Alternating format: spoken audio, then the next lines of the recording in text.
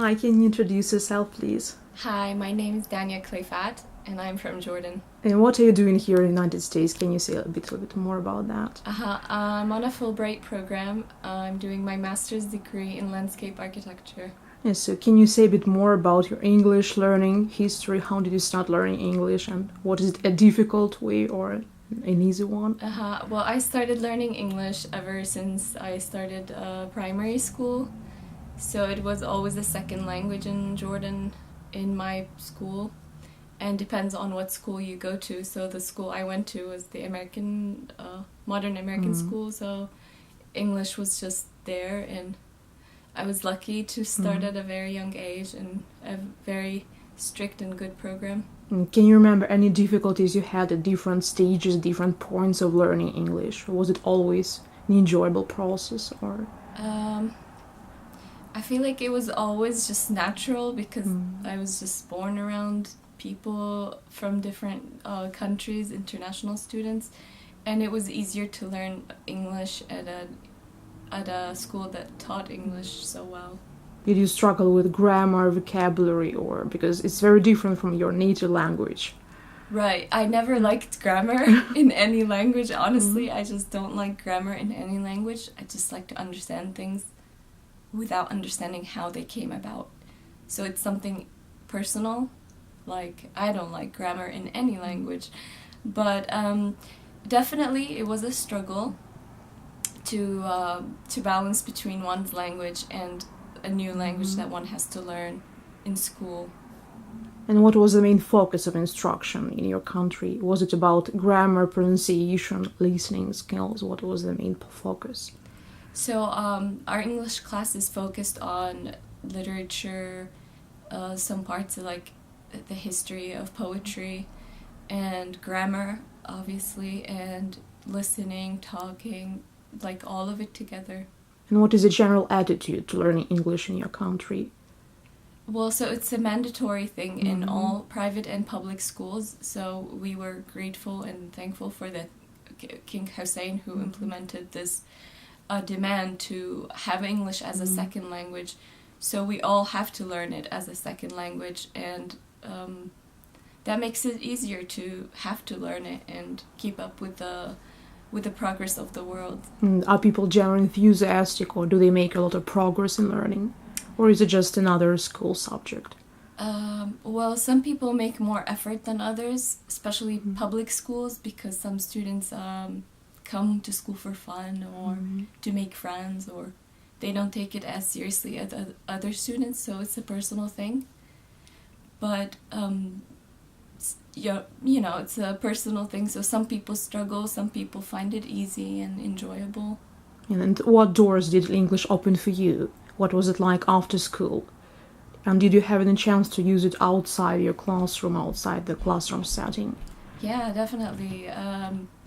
So English was always a second language for me, even at home with my sister who, was in the same school, my brother. So you used English at home? Sometimes, yeah, sometimes just to keep up and practice and enhance our language. It opened so many doors, honestly. The door that I'm in right now, being on a Fulbright, it really helped just to express oneself in good essay writings. It helped to become a person who I am today, especially reading books that are so omnipresent. Basically, they're almost always in English, so it opened so many doors for me. And what about speaking? Because a lot of people struggle speaking, finding a chance to practice. And did you have any difficulties, misunderstandings, especially while using English as an international language with people for whom it's also the second language? True. I mean, at some point of my life, I kept learning and just listening and accumulating, but I never spoke, and I was so shy to speak out.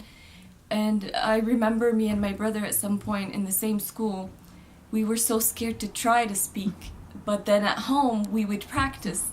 And so like a month later, we came back to school just trying to speak and practicing. And from then on, it was just very easy. And I mean, it took hard work, but then we made it, became very easy then. And was there any standard of pronunciation that you tried to aspire to? British, American English, or was there any standard that you wanted to stick to? It's a good question, because in my same class we had girls speaking in a British accent and some girls speaking in a Scottish accent, because in my school we had teachers from Scotland, England, and American teachers. And what I felt most comfortable with was just American accent. I just tried to imitate it, and it's just stuck with me. I feel like that's what I normally and naturally speak. And do you think English is gaining more prestige in your country, or is it just the same position as it was some decade ago? I feel like it's definitely making progress and it's gaining prestige, because people know that opportunities open up when you have English as a second language. And what other languages are taught in your country? So Arabic and English as a second language, and some schools teach French. Others teach Spanish, but the Spanish ones are very rare to find. And are you learning any other languages, and can you speak other languages, and how do you feel about that?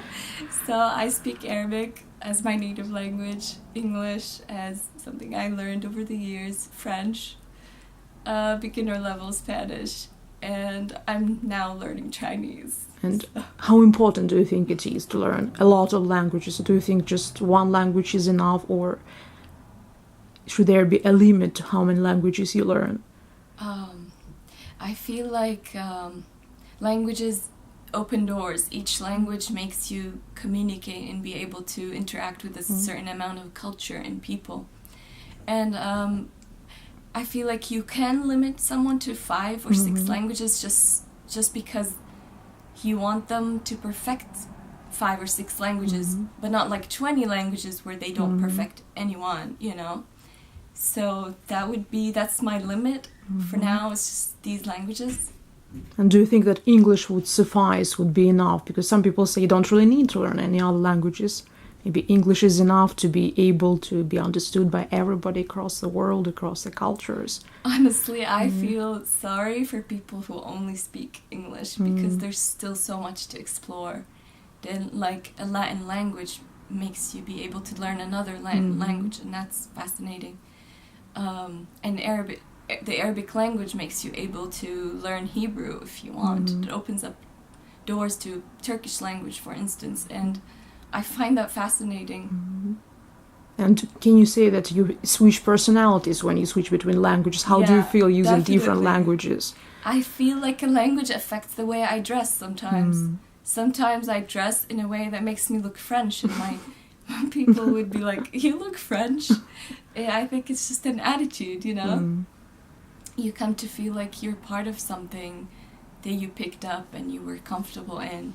So you don't feel like the same person. Just for some people, it's just the code they use. For some people, it's like the lifestyle, the way you feel about yourself, and the image that you project onto others. I feel it's a combination of all these things.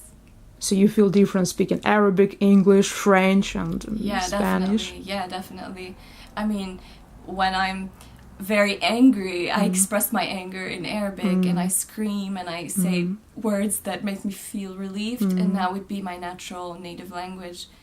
But at other times, I feel like when I want to be so delicate and so sweet, I try to turn to French, you know? I find that very romantic. And so every language has a certain stereotype that we carry with it, our idea of the language, the way it should be.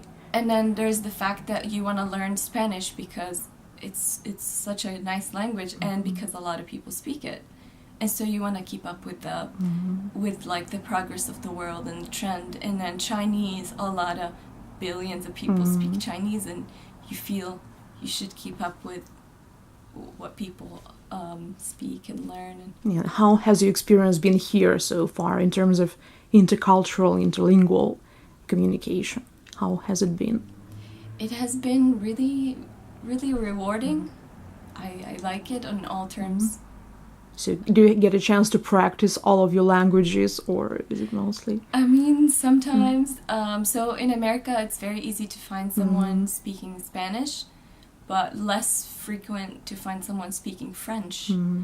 But in the area where I live, there's a lot of people who speak Chinese, and that's how I came about to learn Chinese. And is it your first international experiences, or have you had a chance to live somewhere else using other languages, experiencing other cultures and lifestyles at some point in your life? So I've traveled around, but it's the first time living somewhere abroad from my home. And can you give any advice to people trying to become part of this huge cultural, linguistic melting pot that we call our world? To improve, to progress, especially when you're an adult person, it's much harder to pick up a language. So how do you go about that? I feel that there is no certain age limit. There is no starting point, no end point. You might start a language, and a month onwards you feel like you can start putting phrases together. And so I would advise to stay enthusiastic, to learn a new language at 27. I mean, because there's no limit. And it's fascinating. Once you learn about what the brain can take and carry, you start saying, I'm going to be able to, because I've learned that my brain can fit these much of books, these much of gigabytes in terms of size. So I feel like another language won't be an obstacle, but it would be an opportunity. So it's like a muscle that you need to practicing, exercise, training all the time. Yeah. And they say, like, when you learn at least 2-3 languages, you minimize the chance of getting Alzheimer's. Or It's also just has a good impact on your health. Yeah. So I wish you good luck and the best of Thank you. experience here in the United States. Enjoy the rest of it. Thank you. Yeah.